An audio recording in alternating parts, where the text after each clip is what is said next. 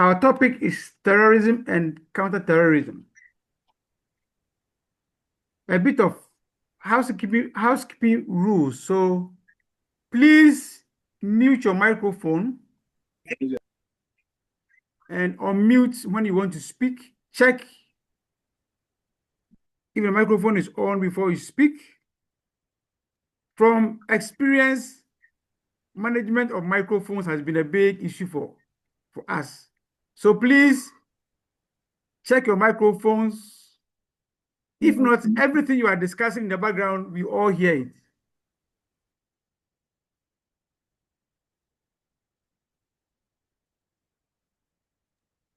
Good. So let's know ourselves. I can see so many known faces or known names, not in any special order. Good. Just tell us your name, Hello. what you do, and why Good you are here. afternoon. I can see admin, two admins. So please, first admin, introduce yourself, please. Good evening. My name is Amos Awiti. I'm a graduate student in Kenya. Good, good, very good. Second admin.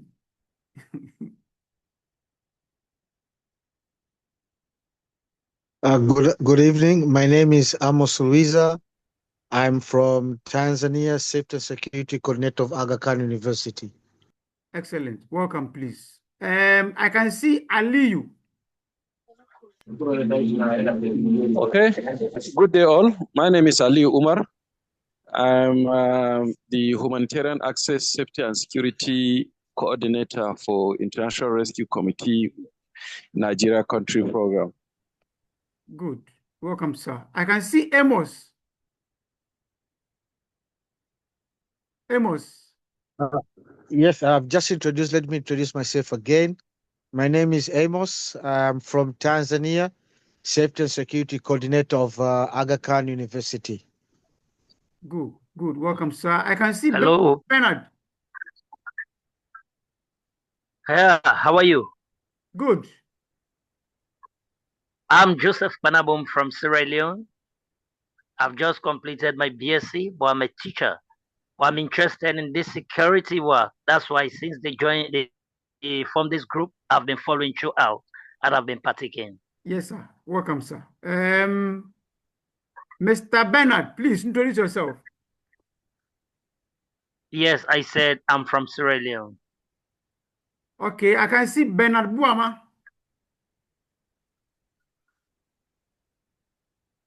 Emmanuel. Emmanuel from Rwanda. Good evening, sir. Good evening, everybody. I'm Emmanuel Sakara from Rwanda. We just finished the security manager's course, and I'm interested in every aspect of this society. Thank you, sir. Good, you're welcome. Fatahu Ahmed Chikata.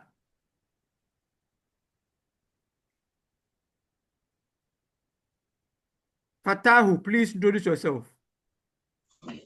Okay. Good evening, all. Greetings from wherever you are. My name is Ahmed Fatahu Chikata. I'm from Ghana, and then the National Security. Okay, you're welcome. I can see Hadassah. Please check your microphones and mute them. Hadassah, please introduce yourself.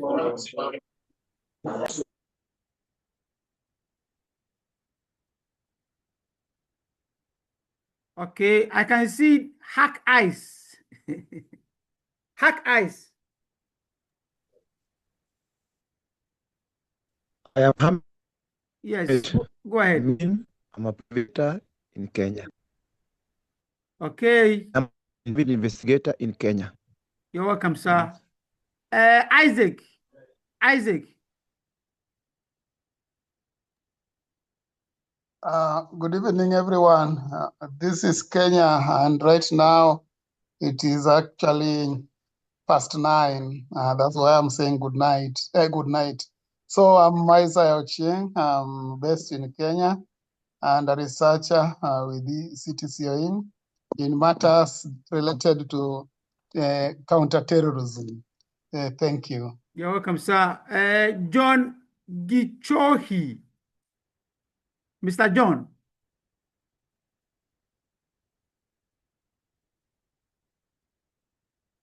Okay. Mr. Muchiri, engineer.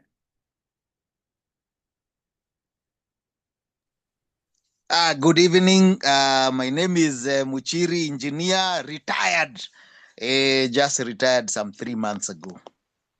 Yes, sir. You're welcome. Mr. Nikki Odonji.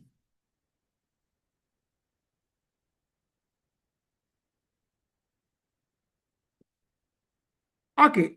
So we don't want to waste time. You can go to the comment section. Just tell us your name and the country you are joining from. All right. So let's move on. Please check your microphones. Mute your microphones. Just check. If you are using a phone or laptop, look out for the microphone icon and make sure it is red and crossed.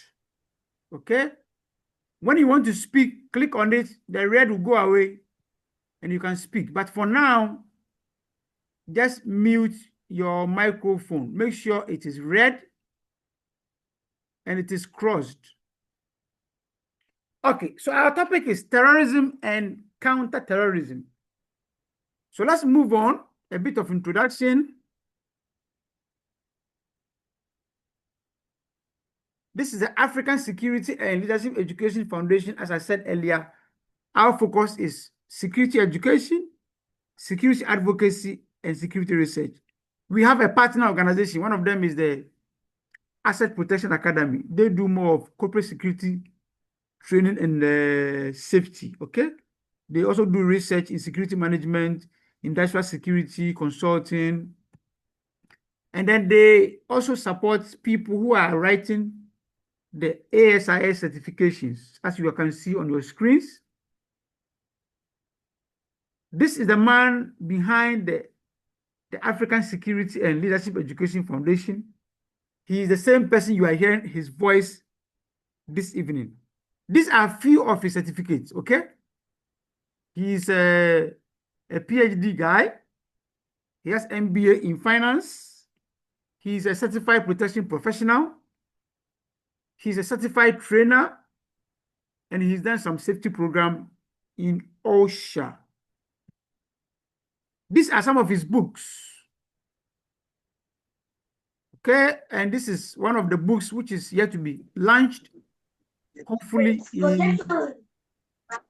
October, November. Please check your microphone. Check your microphones. Okay. So let's progress. Now, let's start the business of terrorism and counterterrorism. I know in many countries, in many places, this topic, once it is mentioned, it brings some fear to people. It brings some memories because if you have lost a relative years ago as a result of this,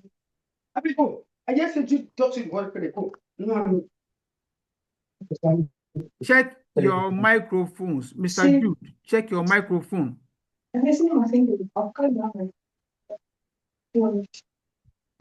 Mr. Jude, check your microphone.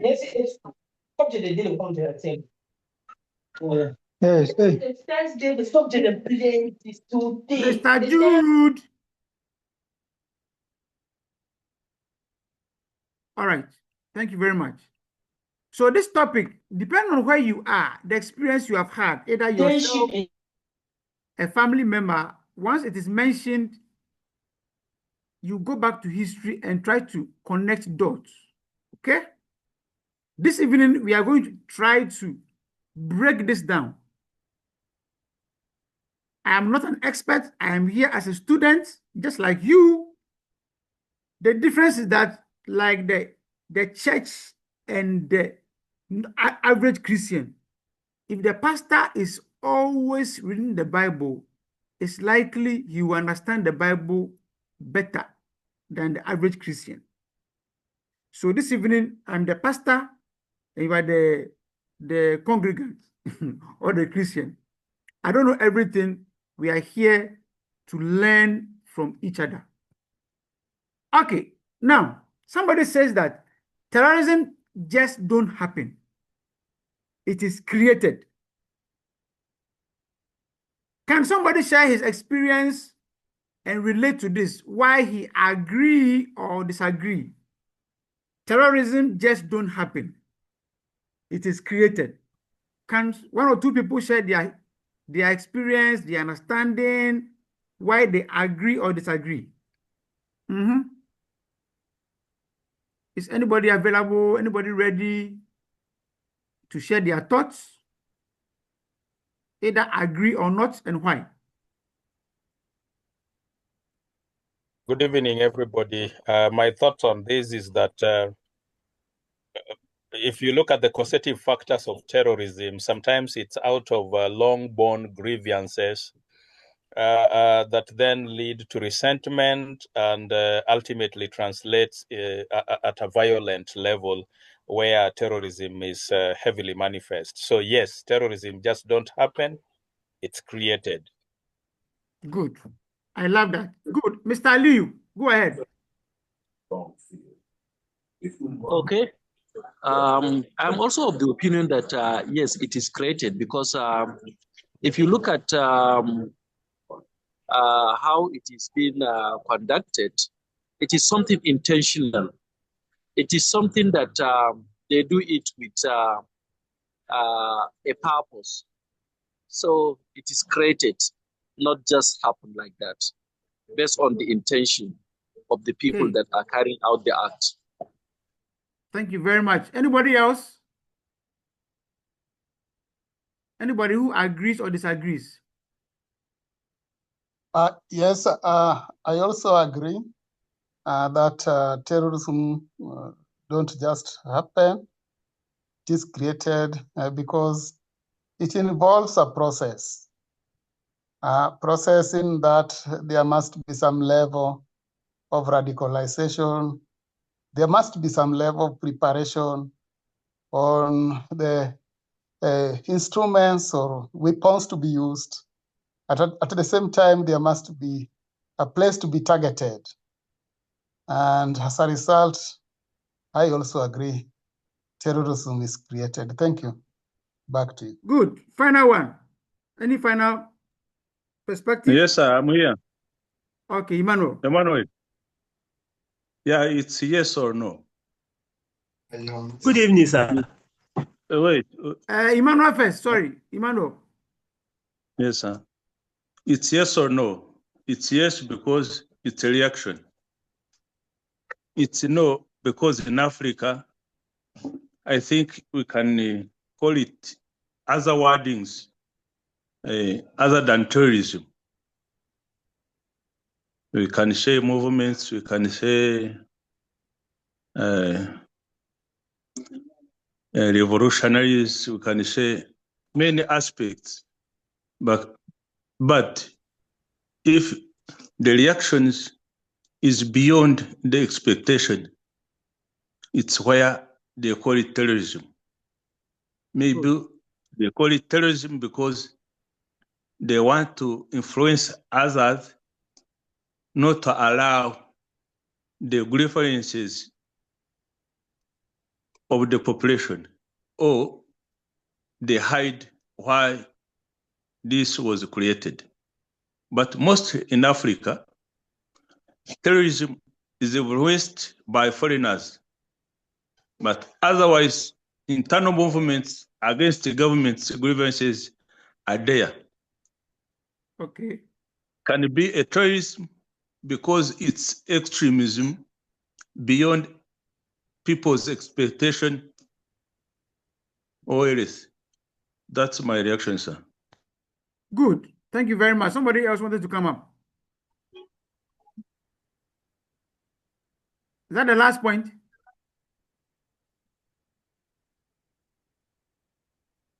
Okay, good. So this is why this subject is highly, highly debatable,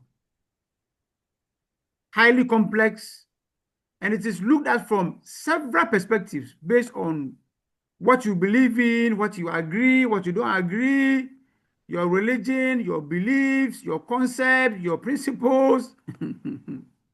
So I'm hoping that by the time we are done, you're not supposed to change your belief, but then you can see it from a different perspective.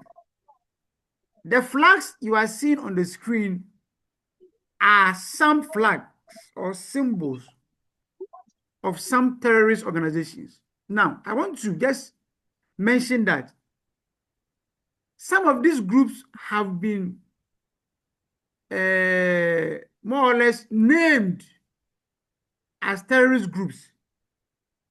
However, based on your belief, your understanding, your concept as a person, your understanding of the world, you have your own beliefs. So at some point, you may not agree that, hey, these groups are terrorists or not.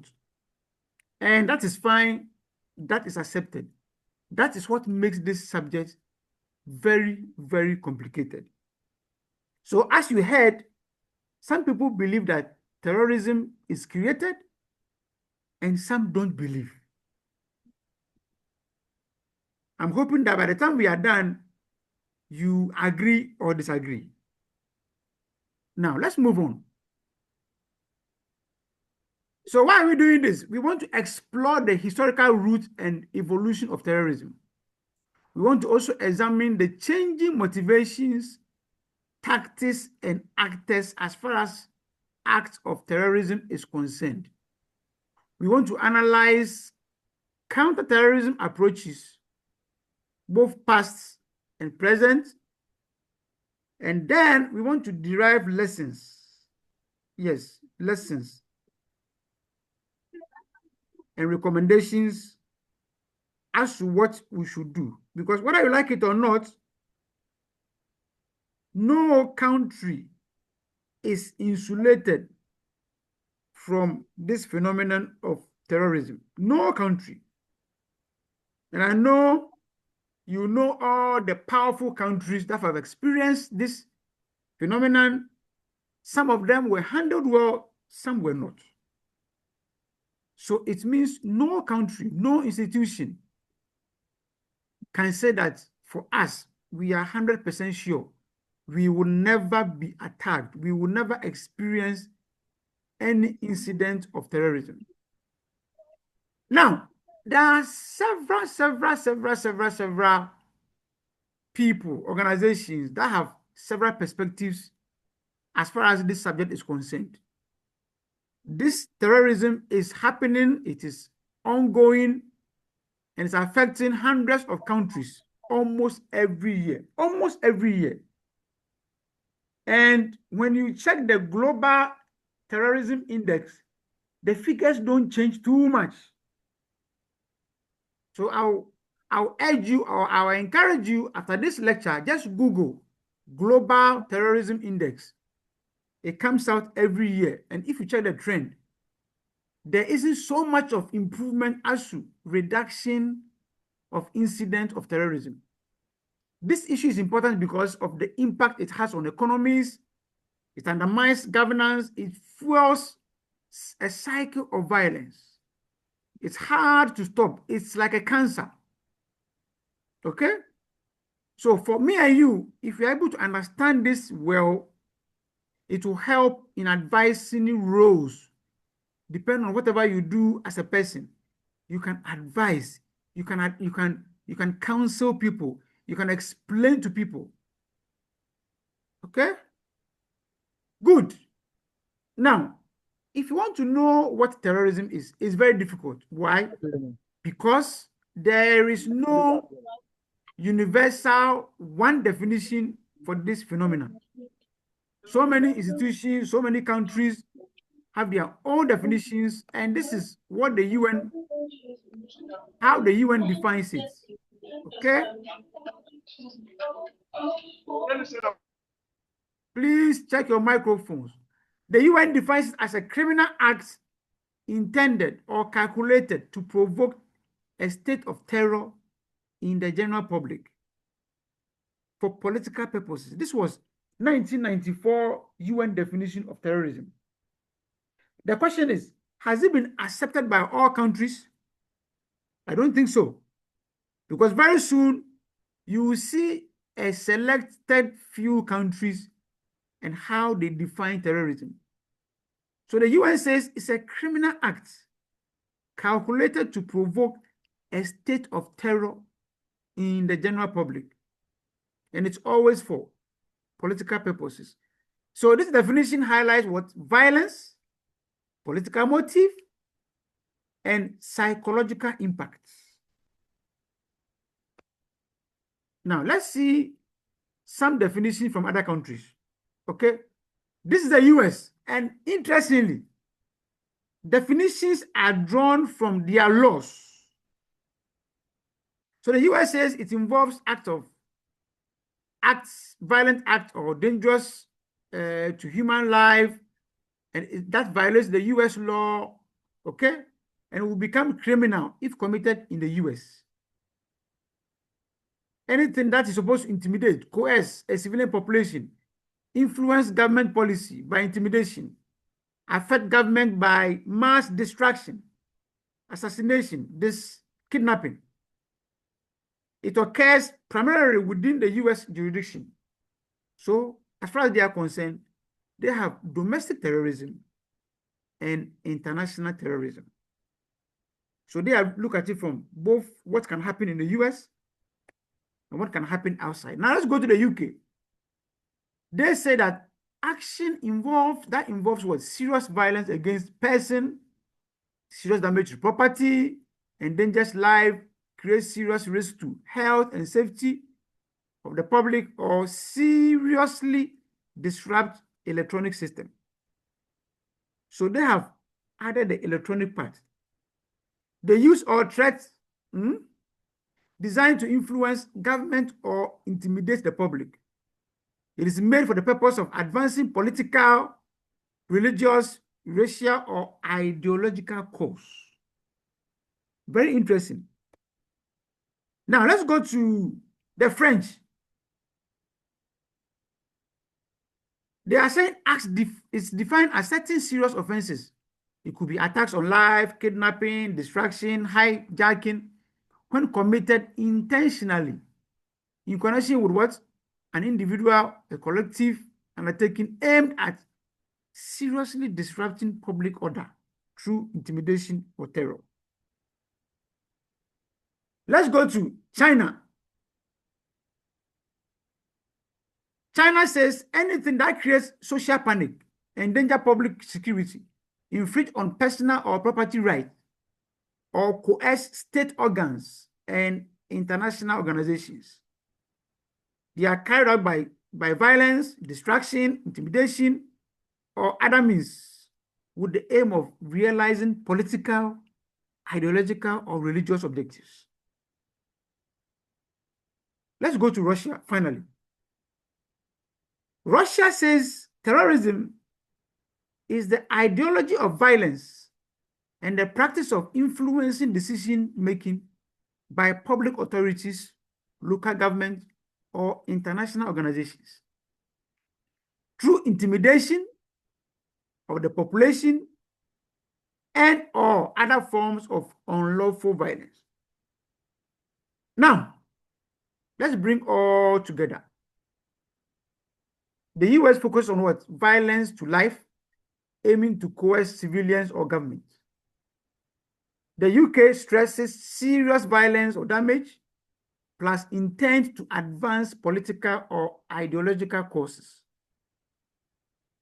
The French ties terrorism to specific crimes with the aim of disturbing public order.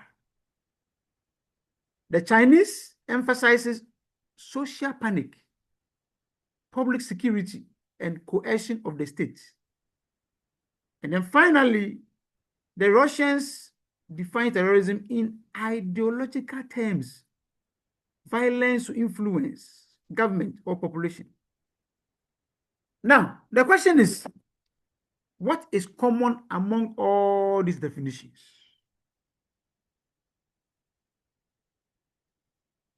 Can somebody tell us what is common among all these definitions? One word. I want to hear just one word that can be found among all these definitions. Who is ready? Yes, I'm here, Nick. Okay, go ahead. From all the definitions that we have, I think the word violence is appearing in almost all the definitions. So I pick violence on this. Okay, violence. Who else? Violence.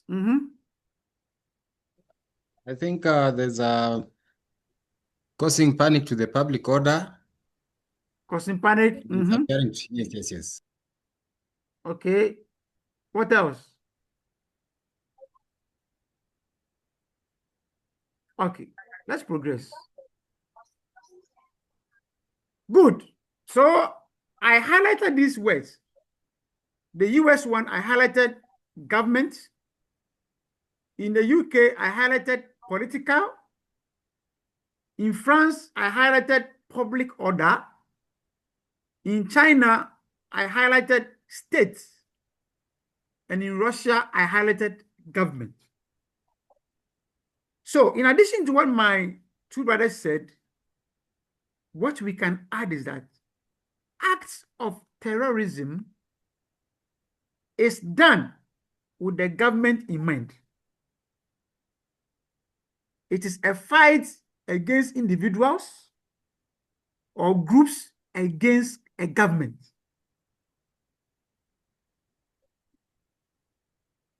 And that makes it very, very, very serious. The question is, what do we want to achieve?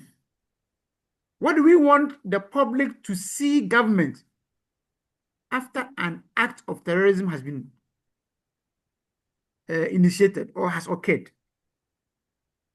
Normally, it is for you, it is actually a message to tell you that your government is not in charge. Your government is not ready to provide for what they are supposed to provide. Your government security systems are weak. They don't know what they are about. So, if we have the opportunity, we can do things better. Every terrorism act that you have come across, you have read about, you have seen, you have heard, it is aimed at making government weak, government unpopular. I mean, it's just to communicate to the world that, hey, your Kenyan government, your Tanzanian government, your Ghanaian government, your Sierra Leonean government is not in charge. It is not capable of doing what they have to do. This is how dangerous act of terrorism is. Because if in a country we are able to communicate to a section of the population that government is losing it, it means that we need a different group of people to form the government. It means we want a replacement of the government. And such message is very, very powerful. Now, let's go to the historical, let's go into history. Terrorism then, how was it like? So we can mention the Sikari Zealots. Who are these zealots? They were radical factions within the Jewish zealot movement in the 21st century Judea, known for what? Political assassinations. Please check your microphones. Check your microphones. So terrorism is not new. This was the first century. It was being used for assassinations. Okay? Good. Now, let's look at the classical or the early terrorism. We can talk about the assassins or the Hashashins in the Middle Ages.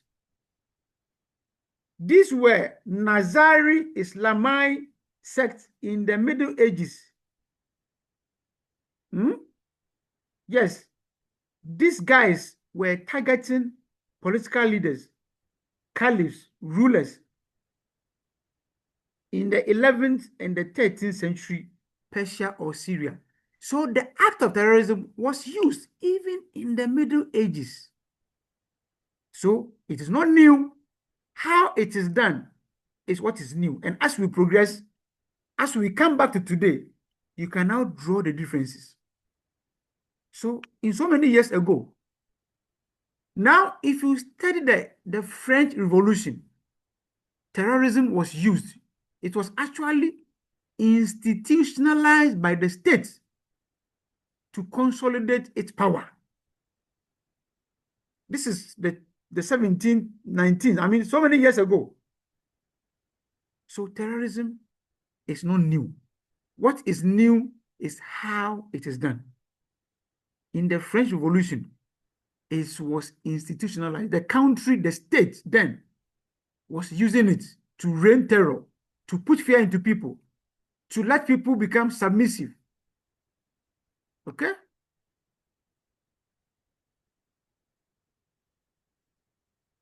Okay, I'm told there's a question.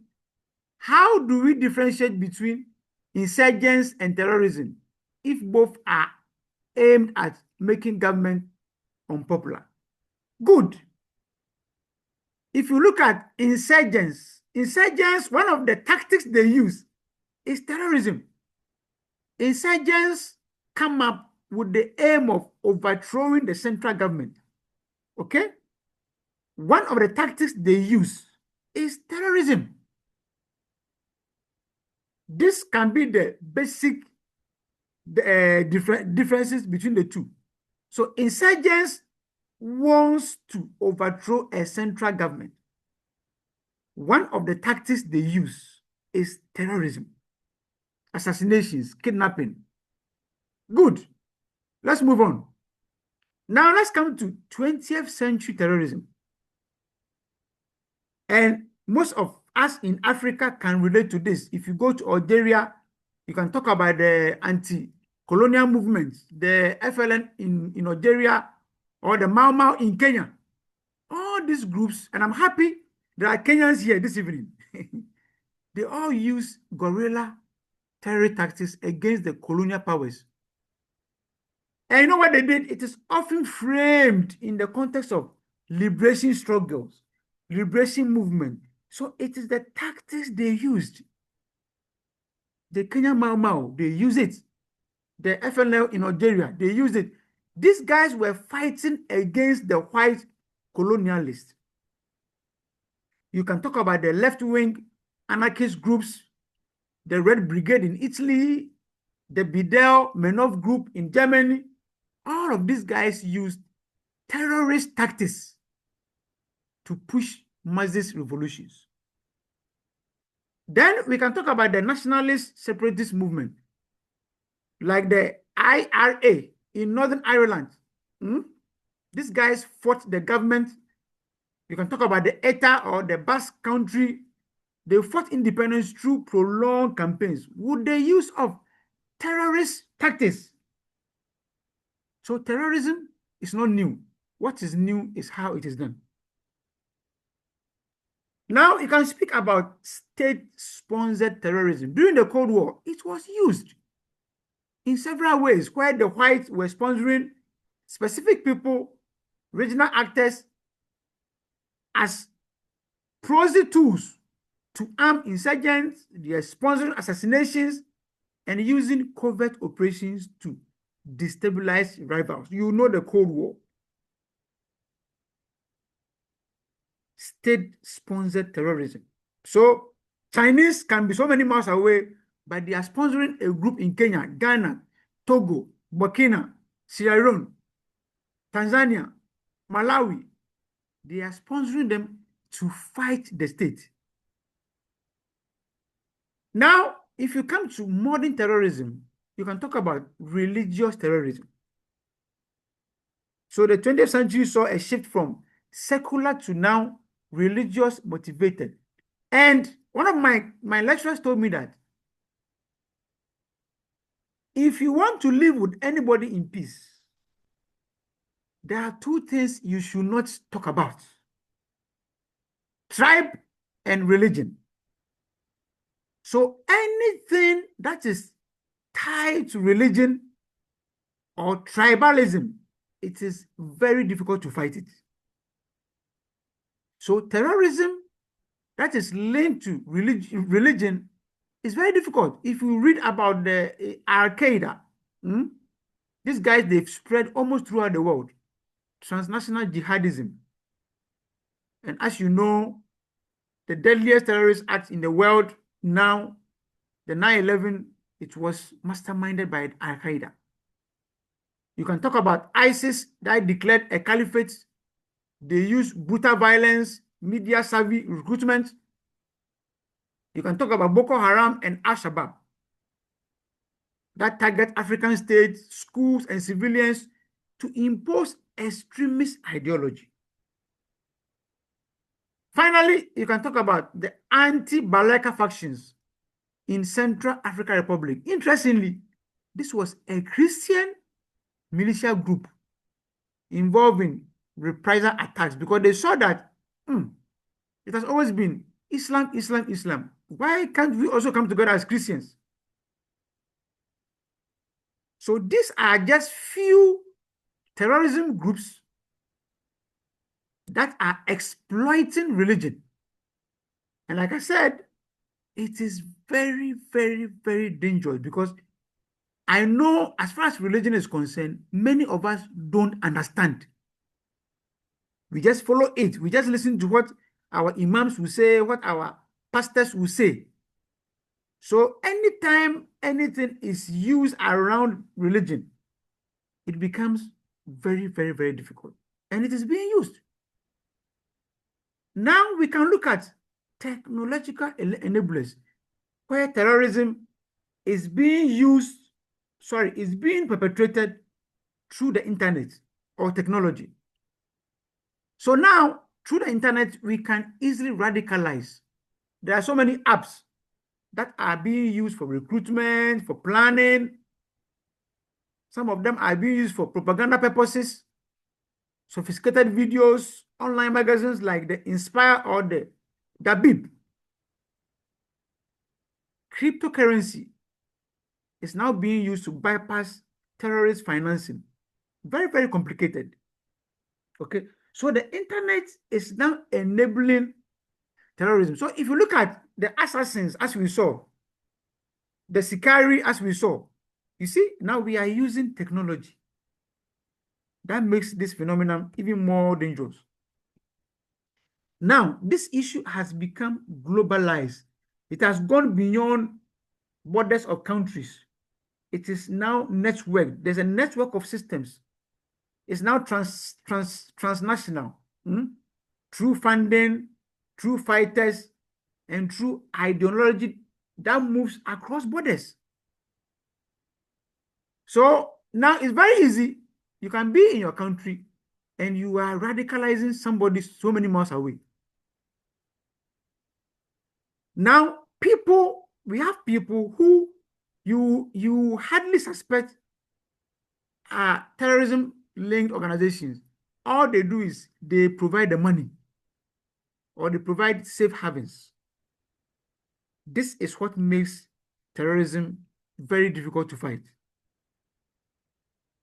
Now let's look at emerging trends. Cyber terrorism, attacks on critical national infrastructures, hacking campaigns. As you may know, the systems like communication, critical national infrastructure like dams, systems that are backbones of countries. You can now attack these systems just from the internet. So we can be in miles away and attack the water system of Kenya, Tanzania, Malawi, Ghana, Sierra Leone, Togo. One phenomenon is the use of drones. And interestingly, drones are very cheap to buy now, very cheap to access. It is being used in terrorism for so many things, so many things. Either they want to watch over you or they want to use it to attack you. The next dangerous trend today is deepfake or AI manipulation. Used for what? Disinformation and recruitment. These days, I can sit in my room, create a very beautiful video, and use all the influential people, their faces, their voices. You will see and you will believe it.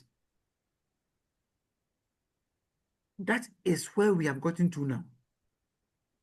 AI manipulation for disinformation and recruitment. Now, the question is, what causes all these things? Of course, as you know, we don't have much time, but quickly, let's see some of the causes. Political exclusion. Yes, it's very difficult to ensure that politics is such that it is fair. Even if you study the best political system, it is never fair. Either we use money, we use tribe, we use race, we use almost everything to push some people out. So for some people, when they are pushed out for a long time, consistently, over a number of years, they now want to rebel. They now want to resort to any of the bad things you can think about. So it will fuel rebellion, separatist movement, insurgency, and all the others you can think about. The next thing is religious extremism, like I mentioned. People want to go and hide behind some religions and say that, hey, this is how this religion is practiced. And it leads to mass casualty attacks, sectarian violence, and transnational jihadist networks. Like I mentioned earlier, ISIS, Al Qaeda. What is interesting is that depending on your understanding of the world, your beliefs, your religion, you may not accept that some groups are terrorists. Because they said one man's terrorist is another man's freedom fighter. The next thing is ethnic or tribal marginalization. Unfortunately for us in Africa, there's always a group in every country that dominates. So there's always a minor tribal groups or ethnic groups and a bigger one. And with money, it is often used to make sure that the minorities are pushed out in so many things, either governance, resources. And when that happens, people think that the best solution is to rebel, is to find people to make sure that the government is on its toes. Sometimes you have foreign occupations, interventions, like we saw in Iraq, Afghanistan. The people felt that, hey, this is our land. You guys are invaders. You are foreigners. So you have to go. So we will come together and fight you, radicalize our people. We will create anti-Western sentiment. This is also one of the causes of terrorism. Then the next cause could be weak governance or corruption. This creates ungoverned spaces where terrorist groups provide services, they gain legitimacy and recruit followers. Now, ungoverned spaces is not only physical space. If you are not providing medical facility for your people in some part of the country, the terrorists will provide it. And once they provide it, they are the people the locals will see as the government because they care. So ungoverned spaces is never physical space, but space, it could be space in education, space in health delivery, space in amenities. I mean, basic things people think that they are entitled to. If you don't provide it, terrorists will provide, and now they can now recruit. Okay? Good. Now we can talk about economic deprivation, where people feel hopeless. People want to work, but there are no jobs, unemployment. The issue of identity. In some countries, if you go and mention your tribe or where you come from, it's like, who are you? You don't belong here. when all these things happen, people come together, and now they want to resist the central government. Then we have ideological radicalization. Yes, ideology. People come and say that, oh, this is what it is. All that you have known is not true. This is what it is. And it works very, very, very, very well. If you read about Boko Haram, you'll be shocked how Yusuf and his team were preaching Islam to the followers. I was privileged to review a book on Boko Haram, and this book was a transcription of preaching of these guys, and you'll be shocked. They will tell you the only religion in the world is Islam. And this is how the Islam must be practiced and preached. And once you fall victim, that is all about it. The next cause is historical grievances. Unfortunately, in Africa, in every country you go, if you read the history of the country, some people, some portion, some tribes, some group of people have not been treated fairly. So there's always conflicts, there's always grievances, there's always a good reason to say that, then we have to fight for ourselves. So colonial era borders, massacres, some people, they lost their properties, their land and everything. Then you have state repression or human rights abuses. Sometimes some government or some parties stay in power for a long time, and they use almost every bad thing you can dream about to make sure they remain in power. So with time, people come together and say, hey, we are going to fight this. We are tired of this. We are going to fight it. Then finally, you can talk about global terrorism networks. Yes, we've mentioned the Al-Qaedas, the Janims, all the powerful ones. Of course, they also have to stay relevant. They have to make sure that they stay for a long time. So they train using all the means you can think about. They are able to help other groups with weapons, sometimes with money, and all the things you can think about. Okay, now where are the attacks happening? What are the casualties? And who are the groups behind it? So let's go into the 2000s. The Al-Qaeda attack on the US cold bombing, which left 17 people dead. This happened in Yemen. And we all know the 9/11 attack where over 2,000 people died. We can go to Indonesia, where the Jamal Ismailia perpetrated the Bali nightclub bombings. Over 200 people died and injured. We can go to Spain. We talk about the Madrid train bombings, which was masterminded by Al-Qaeda cell. 193 people died. Then we can go to the UK and talk about the 7/7 bombings, where 52 people died. So this is just from 2000 to 2005. Let's progress to between 2006 to 2010. If you go to India, you can talk about the Bali bombing,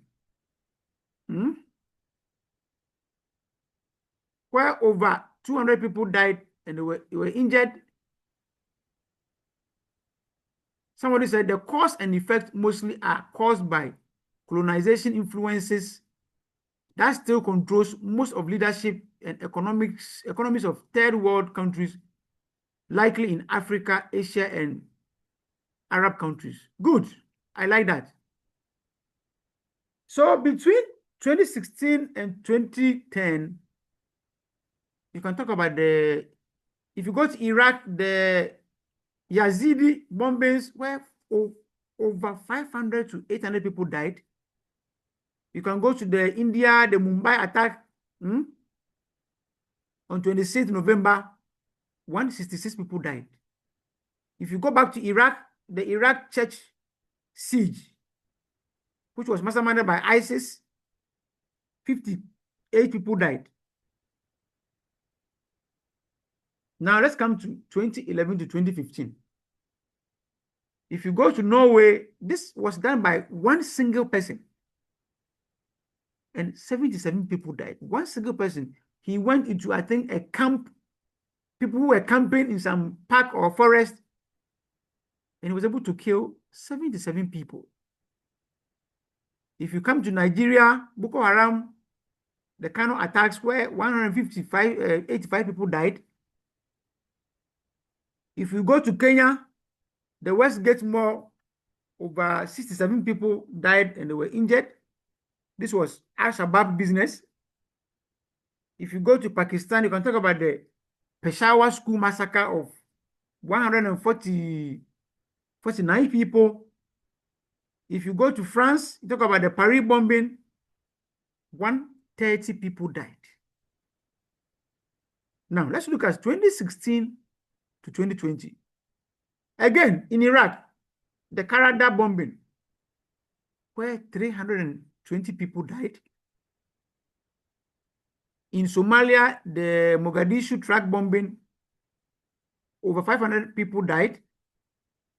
If you go to Sri Lanka, the Easter bombing, where 269 people died. The Boko Haram ISWAP Zabamari massacre of 70 to 110 people dying. Then finally, if you go to Afghanistan, you can talk about the Kabul airport bombing, where 170 people died. The Somalia Mogadishu twin bombings, over 120 people died. You can talk about the Pakistan Peshawar mosque bombing, over 100 people died. And then finally, the most recent one is in Russia, masterminded by the ISIS-K, the Moscow Russos Hall attack, 145 people died. So, these are some of the attacks where it is happening, the casualties and the group involved. So, terrorism is real. And like I said from the beginning, no country is insulated. Now, what is being done? What was done then and what is being done now? So let's go back into history. How was counterterrorism operations engineered? So years ago, they used the kinetic way, the military way. So they were conducting military raids, assassinations, the use of heavy military campaigns. You can mention the Israel's targeted killings and the Sri Lankans military offensive against the LLT. In these times, it was military focused because everybody felt that the best way to defeat these groups is through the use of the military. But I know that everybody here can agree with me that that alone has not worked. Yes, that alone has not worked. So let's see what happens when we move from the military focus alone. Now, some said, okay, let's use the law. Let's arrest them, prosecute them, imprison them. So here, government relied on criminal justice systems, arrest, prosecute, and imprison. It worked. Yes, in some places it worked. It was able to disrupt local cells, but it struggled against transnational actors. Because this phenomenon is not just in-country thing, it is transnational. So yes, you can arrest the guys in Kenya, in Togo, in Tanzania, in Malawi, but can you arrest the people they are getting the support from? Those who are bringing the money, those who are giving them the strategies, the way, the tactics? No, you cannot. So this has worked but it has not worked to eliminate the threat. So these are the limitations of the military and the law enforcement part, the legal part. We saw that there was collateral damage. And you see, if you are trying to protect me and you end up killing more people, you end up destroying my properties, I will not be happy with you. So this created more grievances. The over-militarization also led to human rights abuses. And I know if we had time, everybody here can cite some examples where the military, in an attempt to make sure that the threat of terrorism is reduced, they rather abuse the rights of innocent people. And this leads to more radicalization. And then it was also seen that this approach was more or less siloed. It failed to address the ideological and the socio-economic root causes.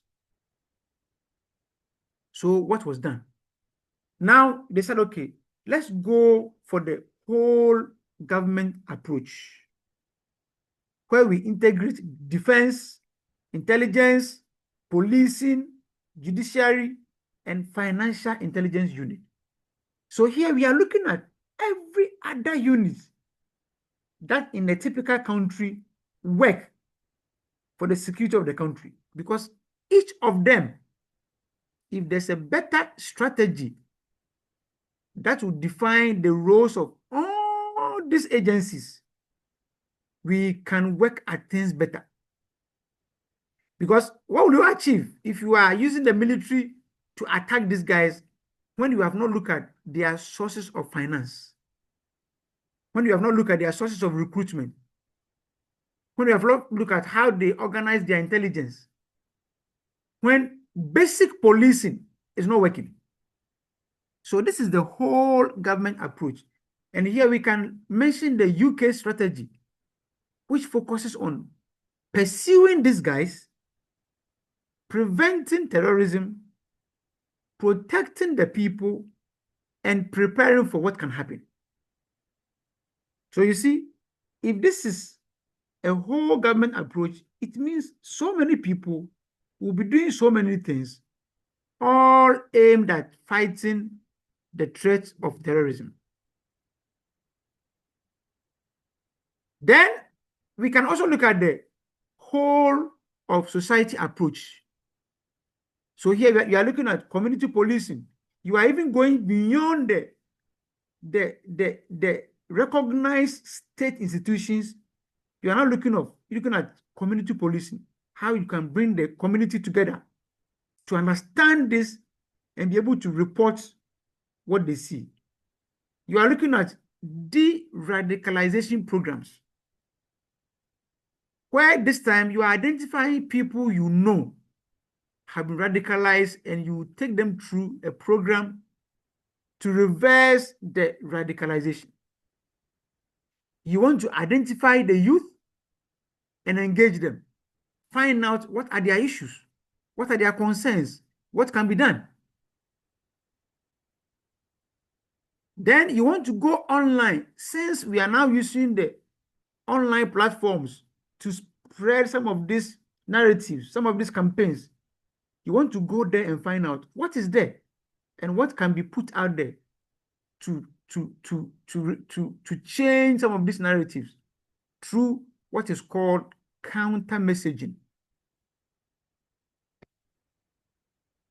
Then what is also being done now is, now we have realized that no one country can fight the threat alone. So we have the UN Global Counterterrorism Strategy, which emphasizes on human rights and capacity building. Yes, make sure that people have been taken care of as far as basic human rights are concerned.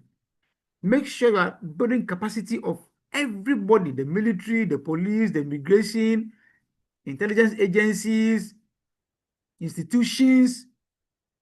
So once systems work, it will work to reduce the issue of terrorism. we can also speak about the African Peace and Security Architecture and the OJS Convention. These are all efforts, protocols that regional bodies have come together to say, hey, if we don't do these things, if we cannot come at the same table, understand these things, and go to our country and come out with common systems, common platforms, it's not going to help us. So they've gone beyond the in-country effort to regional frameworks for intelligence sharing and then joint operations. Yes, you can talk about AFRICOM. These are all programs by some of the Western countries that are also in place to support the effort of individual governments and regional frameworks. Now, the same technology that is being exploited for terrorism, if we also study it well, we can use it to make sure that we reduce the impact, we prevent what can happen, and again, prepare for what can happen. Okay, now you may ask, but has all this effort succeeded?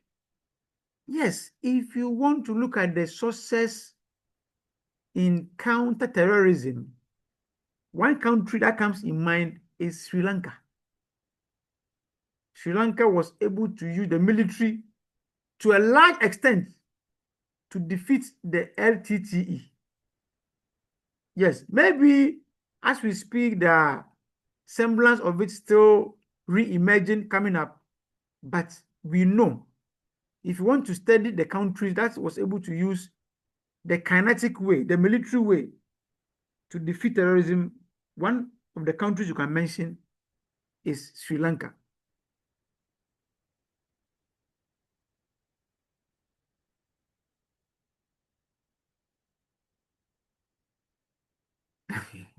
Don't worry, Mr. Hack Eyes, don't worry. The recording will be shared.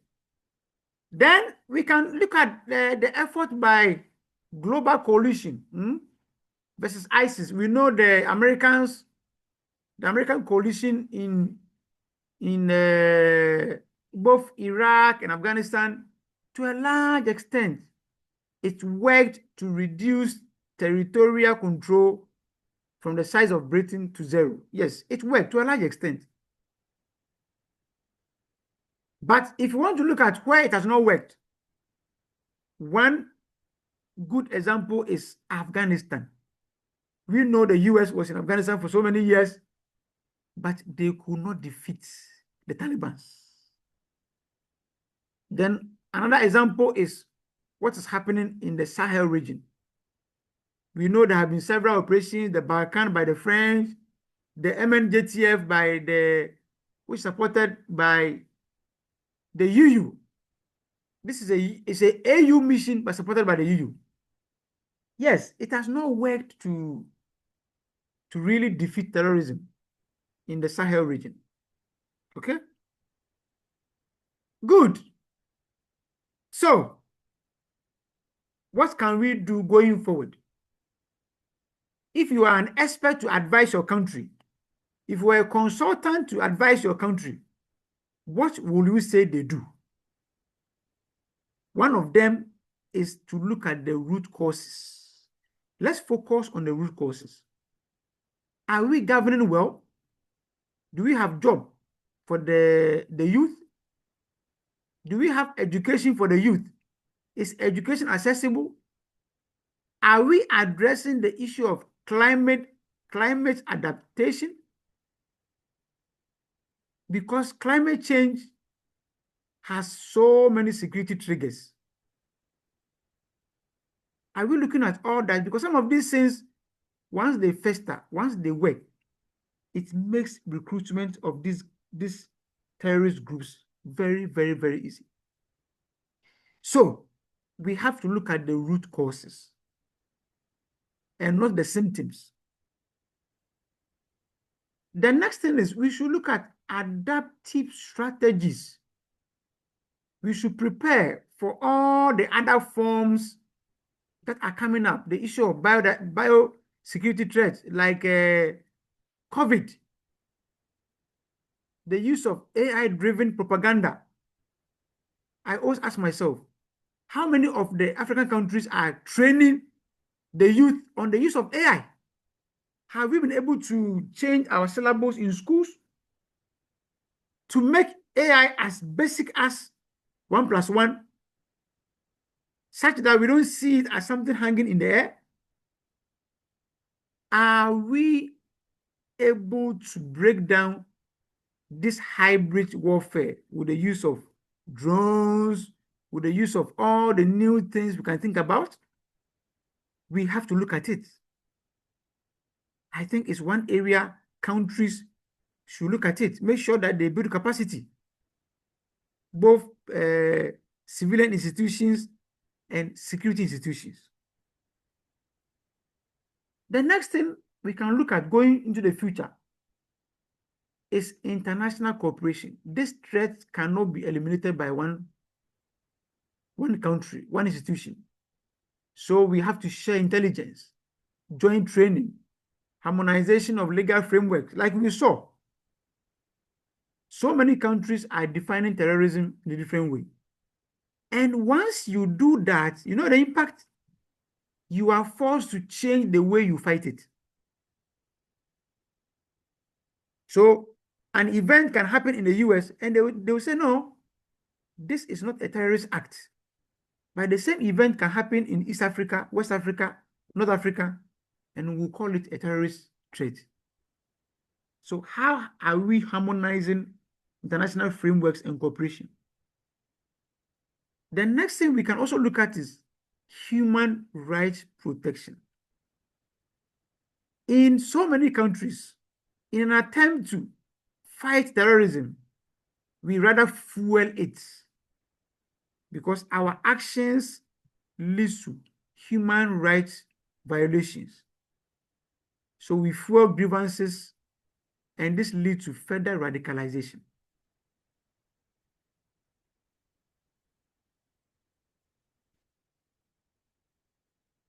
Good. So this is the end of our discussion. It is time for us to argue, counter-argue, raise issues, bring experiences for us to learn more. So in summary, we went into history trying to look at where the terrorism starts. And as we progress, you saw that the tactics have changed. Now we came to some of the costs and impact. We came to how we are countering this threat. And then finally, what we can do going forward. So it is time for comments, questions, experiences, because like I said, we are here to learn. Next month, we'll come back to look at climate change and security. And we are asking ourselves, is Africa ready? So this is the African Security and Leadership Education Foundation, where we focus on 3 things: education, advocacy, and research. Good. Now it is time for you to talk. Who is ready? Good evening. My name is Amos Awiti from Kenya. Good. Mr. Amos. Thank you for the beautiful presentation, especially, the link between history and modern so that we inform contemporary counterterrorism strategies. My input would be that if we are to effectively fight terrorism, and especially in its most mutative forms, we've seen instances where terrorism grows from one form to another, and therefore our strategies must be very adaptive. And number one, it is evident that coercive counterterrorism measures work for some period of time, and at some point they lose their efficacy. And therefore, it's very important to do a hybrid of strategies if we are to effectively, do a holistic counterterrorism to fit modern counterterrorism measures. That is number one. Number two, it is also equally important, especially from the national security apparatus point of view. Counterterrorism is not a one agency affair. It's an affair that brings on board several different agencies. So therefore, again, at our in Kenya, we run a national counterterrorism center, and it's given us very good results, because then it leads to joint analysis, joint operational approaches, and thinking about strategies that bring in even communities. So then it has even taken us to develop a national counter-violent extremism strategy. Our national counter-violent extremism strategy, look at the soft approaches to counter-terrorism, and they've really borne good fruits for our country. Good. I like that. Very, very interesting insight there. Anybody else with a comment or contribution or question?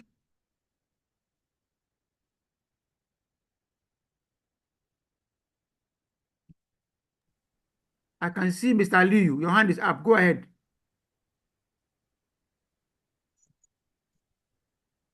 Mr. Umar.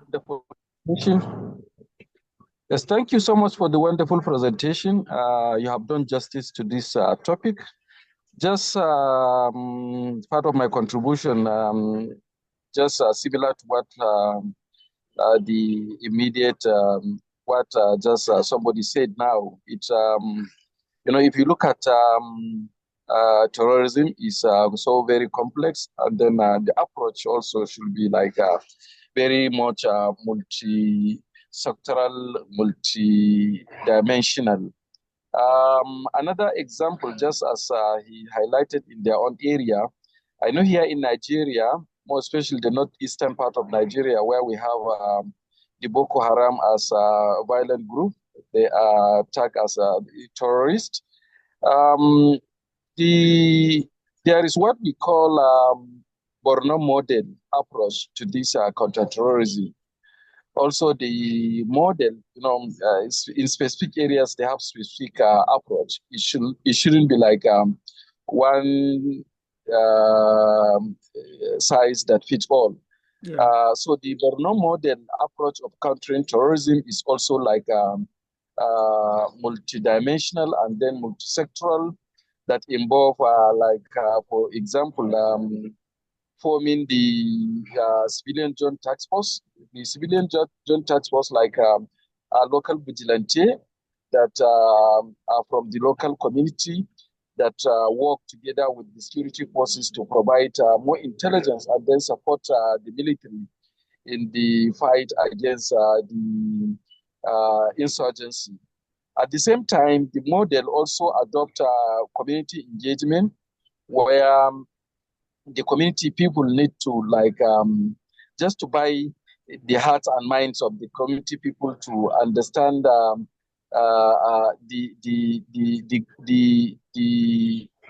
effect or the side effect, the negative impact of the extremism, because a lot of people initially they are supporting the terrorism, but there are a lot of engagement at the local level to ensure that they understand the negative impact of the terrorism. At the same time, the military operation is ongoing, which cannot be ruled out. And then the Borno model also come up with humanitarian response at the same time, because while you are trying to address to counter the terrorism through military operations, there is need for those that were impacted also to have some sort of some humanitarian response, building shelter, giving them food, more especially those that were affected, a lot of intervention, humanitarian side. So these are some of the things that also they use. like blending the security measures together with addressing the root causes of the conflict, and at the same time also promoting community resilience. So as I said earlier, it is not like one size that fits all. And I know in the Niger Delta, also in Nigeria, the approach is quite different. They use what we call amnesty, also a lot of training, which is quite different from the Borno model. So thank you so much for your contribution. It's just my own side. There are a lot of ways, more especially depending on the specific target.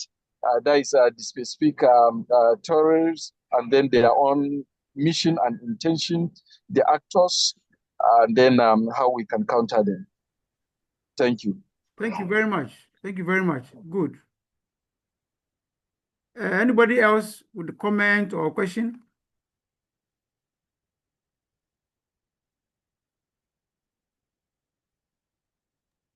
Anybody with comment or question? Yes, good evening once again. Please go ahead. Okay. I'm Emmanuel, and thank you for such a very powerful, simplified but deep presentation you've done this evening from where I'm coming from. My concern on terrorism goes beyond a little bit or a bit different from the presentation you did because of my personal experience with certain group of people, and then also on the understanding of the challenges that some people got. And my point is, after we have these groups terrorizing group of people or society because of their grievances, the young lads, the children who goes through or see these things, people that unfortunately see their parents being murdered in front of them, a family or relative or a friend or something, the massacre that happens. You realize that these children go having these graphic activities in their mind. Yeah. And then when they grow, they have this pain in them. And they'll harbor it, nurture it, and one day nothing makes sense to them than to also take a revenge on them, on group of people, or they want to look for whoever has caused those harm, either being through government influence or either being through an activity or a situation that they think that they have been unfairly been treated. And so I think that this is one of the areas we need to look at, because the impoverished nature of certain countries and the continuity of what I call the sequence of fighting has also become a seed that has been sown in these children. And once they go, nothing makes sense than violence. They understand that everything is by violence. And so when even there's nothing to fight, they still want to create a fight because that is the only thing they know. That is their foundational root. So I believe that if going forward, in as much as for my research, I understand the threat of the softwares we are having these days, the sophisticated software, the artificial intelligence that you mentioned, and other software that are coming up are a threat to us. Let's also go to the grassroots and identify, no matter how little or minute a threat or a terrorism has happened to a particular group of people, that especially the children should be the target, so that we can also help them go through a process, either maybe a post-traumatic process, that those children will now, we can help them to recover, and have this forgiving heart, because that is also another way these terrorists recruit these children and then help them with their pain and promise them a better revenge in the future, train them all kinds of things, and then we still have this fight going on. Thank you. Good. I like the perspective he's coming from, because all of us, as we grow, you grow with the environment. So you meet people, and depending on or based on the way they behave, the way they talk, the way they understand the world, you can trace it to where they are coming from, their upbringing, where they have lived. So that point is very, very important. These kids who have been exposed to all this cycle of violence. I was in Somalia for the past 11 months. I came back to Ghana just last May. And I was privileged to move around a couple of locations. You go, you see displaced people, and it's like, what are they going to grow with? So I can relate with your concerns. Thank you very much, Emmanuel. Another Emmanuel, your hand is up. Emmanuel from Rwanda. Emmanuel. Yes, yes, Go sir. ahead. Thank you, sir. Thank you for the presentation. Mine is just to add on clarification on definitions and terminologies.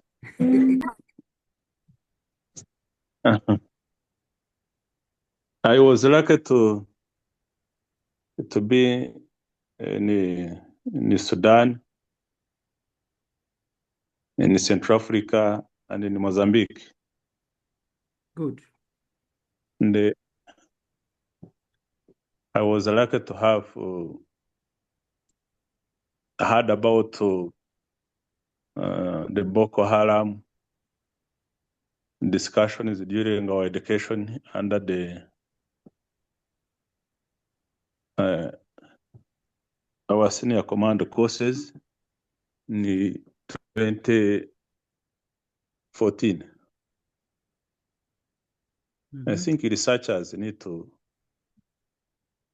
embark on the exact conditions, because if they lack facts, if they lack exhaustive information, they just generalize terms and definitions. If we look into several conflicts, rebellions, No, this one. and other areas, we can say that terrorism is always an effect. That is it. Of something. For example, if we look into the South Africa where Mandela was categorized as a terrorist until he was a president.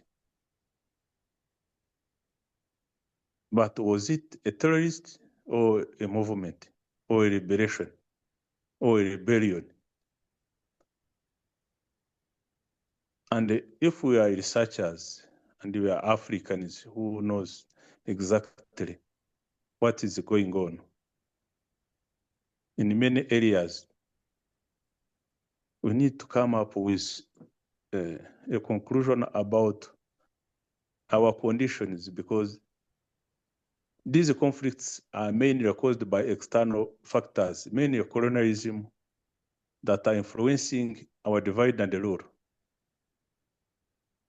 They don't want us to develop. They don't want us to survive. They don't want us to unite. And they influence people based on certain things, and influenced by the leaders who don't care about the population. And this population, mostly influenced by external factors, may become extremists, more dangerous, more terrorists, more human being, and they became animals like FDLR, like those in Mozambique, like ADF in Congo, those who are there, like Wazalendo who are there. And they put all in one basket, that those all are terrorists. It's not true. I think we need to do better, to do more research, and to have a clarity of things. You showed us what happened in France and where they killed like 67 people, like 100. They call it a terrorist or a terrorism. But in Africa, we see more than 1,000, more than 1 million, like what happened in Rwanda. They call it a terrorist. Sure, it's not fair. We need to have a comprehensive research and come up with a concrete wording of what is happening, mostly in African countries. I thank you, sir, for your contribution. Good. Thank you very much. That was extensive. Institute for Community Policing, your hand is up. Yes, I am Macharia Wanjau, founder for the Institute for Community Policing from Kenya. I want to contribute first to thank you for a very good and well summarized presentation. I know counterterrorism and terrorism is such a big field, cannot be wholly tackled in a program of 1 or 2 hours. Yeah. Now, one of the things that the terrorists have been doing better than most of state security is the interactions. They have a very swift and good way of working together.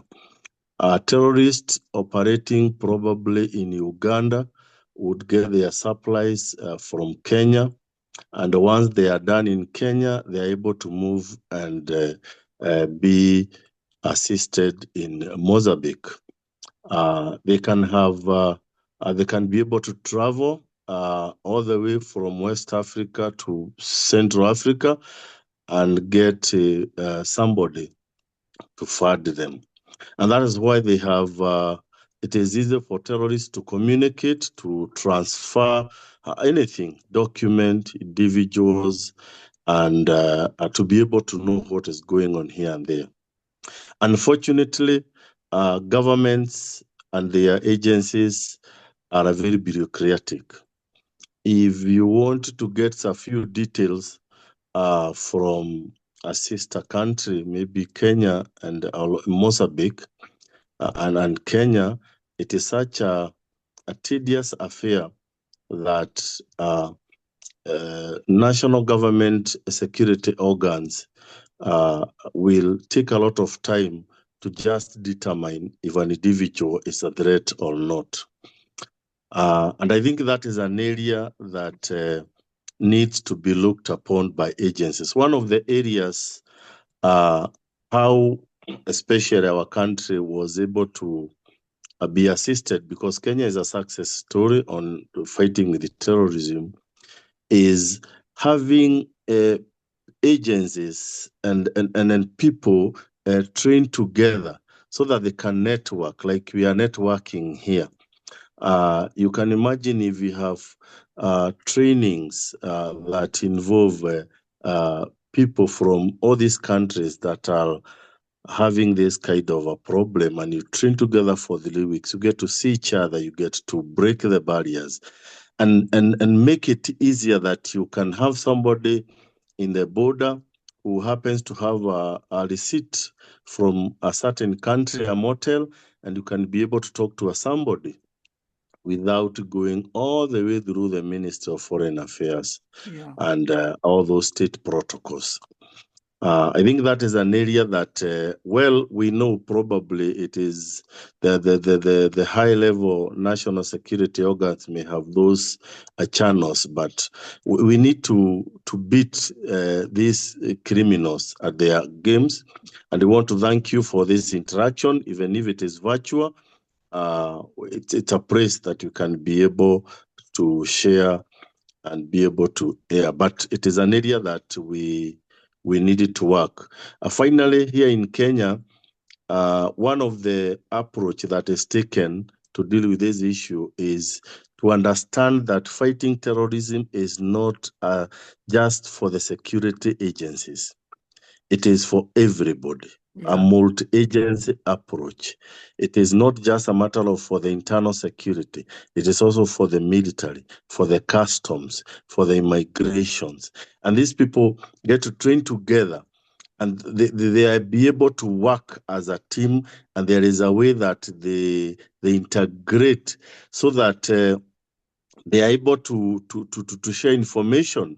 The customs people, the immigrations people are able to escalate this, and that's what has really helped our great country in tackling issues of terrorism. Remember, terrorists like Al-Shabaab would create chaos along the border so that they can be able to do their illegal business and follow their things.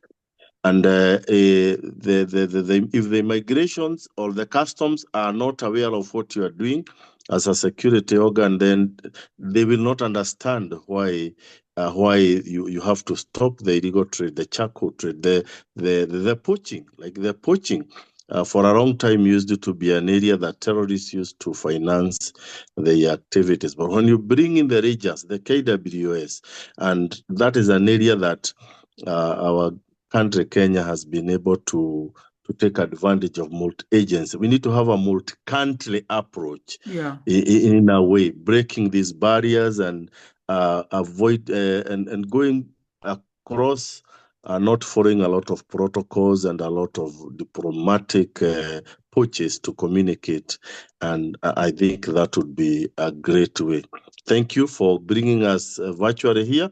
We hope going forward, we will also be able to create our network and assist in whichever way we can. Thank you very much. Thank you very much. Thank you very much. I love that. Good. Anybody else would comment, question, contribution? Yes, Emmanuel, I'm back again. Yes, welcome back. Yeah, Emmanuel. The gentleman that made a submission before the man from the Institute of Community Police made a submission. He was talking about how we tag certain organizations or certain individuals as terrorists in the context of we as Africans. And he was talking about the external pressure that is coming from. So maybe what he said may fall under geopolitics, and then possibly fall under if I'll use a better word, the white supremacy kind of a state, and how we are being certain external influence in our countries, in the various countries in Africa, if I may say so, that uses certain organizations. And the truth is, we have the powers that be that determine whom we should call terrorism and who we shouldn't call terrorism. That is one. But the truth is that we have genuine groups that we can know that these are terrorist groups and they don't want peace. They are just in for trouble. When we see those one, we can know. And then when we have those have been influenced. I mean, of course, in Africa, there are certain organizations, I can't mention names, that are the eye of certain the world superpower. There's nothing we can do about it. The world has become a state of diplomatic war. That's how I call it, where everybody is fighting for his or own interest. And so any type of group that will be available to be used will be used, depending on these groups, those group divisions, and whatever they stand for. So to him, I would say that this is something we all, as the man from the Institute of Community is saying, that we need to know how we transfer documents or perhaps have an engagement to understand each and everyone. I know from the little in my country, Ghana, I know if we are looking at one of the best police agency in West Africa, it's Ghana, because I know my people Ghana here train some other, they are called upon to do some training for other countries in the South Africa. So at least on that first ground, there's a way of networking and then coordination that goes around. I remember when some Ghanaians were killed in Nigeria, there was how do you call it, coordination between Ghana and Nigeria, and an investigation was done and there was an arrest. So we cannot go beyond. I don't want to go beyond what um, we have been lectured on this evening. Other than that, I would have set my boundaries and then we can talk a little bit more about certain influence in terms of business, finance, how money is being transferred and all that. And then all the group have been labeled as terrorism in Africa. Even some institutions in Africa have been tagged in America in their system that they are terrorist group. Meanwhile, they are standing for the interest of Africa as a continent. That is also there. And so it's up to us if we have to talk as Black people what we need to do for ourselves. And then internally, if we see any terrorism going in our various respective countries, we know how to go and then address these challenges as soon as possible. And so that's what I think I would want to add to the gentleman that made a submission on that. Thank you. Good. Emmanuel supporting Emmanuel. Thank you very much. Good. Anybody else with any comment or question or contribution? Yes, this is Amos once again. Welcome back. Thank you so much. I have two points. One is on the definition of terrorism, and then there's an aspect that came up, although you didn't quite elaborate on it, maybe because of the essence of time. But then the element of insurgency and terrorism. Sometimes there's a bloodline between insurgents and terrorists. And you see, when the distinctions comes out very clearly, that then also informs, the strategies. Will it be counter-insurgency or it will be counter-terrorism? Yeah. So maybe you would take a little of time to bring clear distinctions between a terrorist organization and an insurgent group. That is one. Number two is the issue about Africanization of the approaches to counterterrorism. Sometimes, again, yes, like Emmanuel argued, some of this, who defines which group goes into the list of terrorist organization, and who defines which group leaves that list, and at what time? That is very, very important. The Africanization of, the counterterrorism approaches can bring context specific, as much as, there is a global character to terrorism, but there are also context specific elements that we need to look into so that we are very definitive and well crafted counterterrorism measures that are going to work in our circumstances better. A little further is the element of politicization of terrorism. Sometimes again, politicization of terrorism can also blur our vision in terms of crafting proper counterterrorism measures. So yes, like Emmanuel argued, sometimes it's important that we develop very context-specific counterterrorism measures. Thank you. Thank you very much. I like that. Good. Anybody else?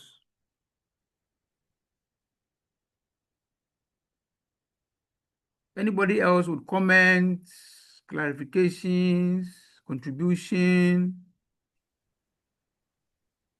Yes, Nick, I'm here. Okay, go ahead, Nikki.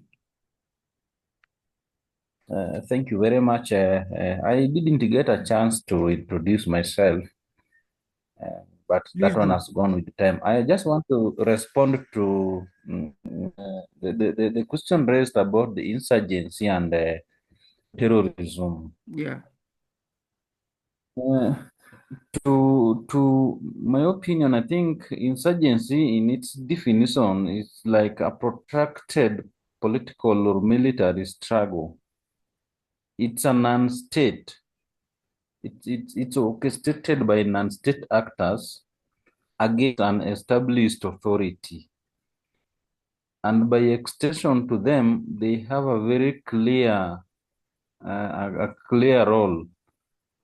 Their main aim is to capture the state, while terrorism is a little bit different from that. You might find they are not very much well organized as compared to the insurgency, and they don't have a clear contribution, if I might try to answer the question that was raised. Good, good. You are right. Insurgents, as we have known them in the past, they want to run the government. They want to take over the government. Not many terrorist groups aim. I'm just choosing my words carefully. It doesn't mean Al Shabaab, I shall know, they want to run the state of Somalia, but they have been designated as terrorist groups. But many insurgents have a clear aim. They want to run, they want to take over the government and run it. But not all terrorist groups want to run government. They have a cause, they want it addressed.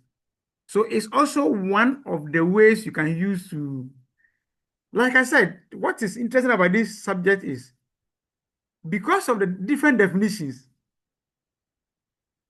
the different concepts, different theories, it becomes very interesting to trying to be emphatic on a lot of issues. So that's also one way you can use to differentiate terrorists and insurgents. Somebody will say both terrorists and insurgents use terrorist tactics. Okay, thank you very much, Mr. Nikki. Anybody else with another view or comment or question?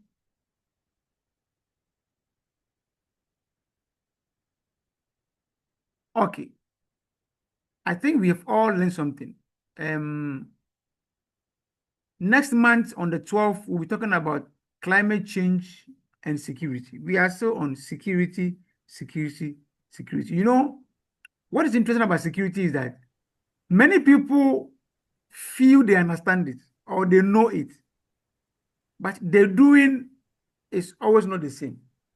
So that is why this institution wants to be part of the education people, education institutions, education clusters, education bodies. So next month, we'll be back. This time, we'll be talking about climate change. Sometimes when you hear climate change, like you are imagining. But climate change, we see it every day. Anytime it has rain, anytime it is raining, you can just talk about climate change. Because maybe the change is causing more rain or less rain. And most cases, such more rain or less rain result in security issues.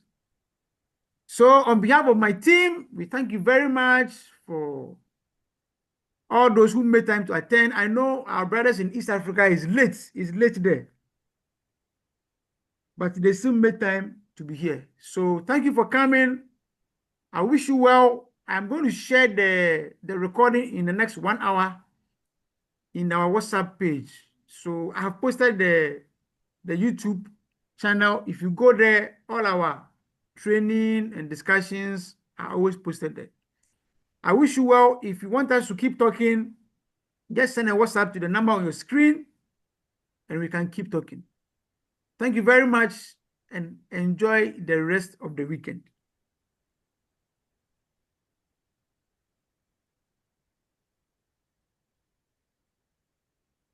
Thank you, sir, and have a good evening. Thank you, Kenneth. Thank you. Great. Thank you, facilitator. Thank you. Thank you. Thank you. Thank Bye-bye. you very much. Bye-bye. Thank you. Bye. Thank you. Bye. Wow, we can now sleep.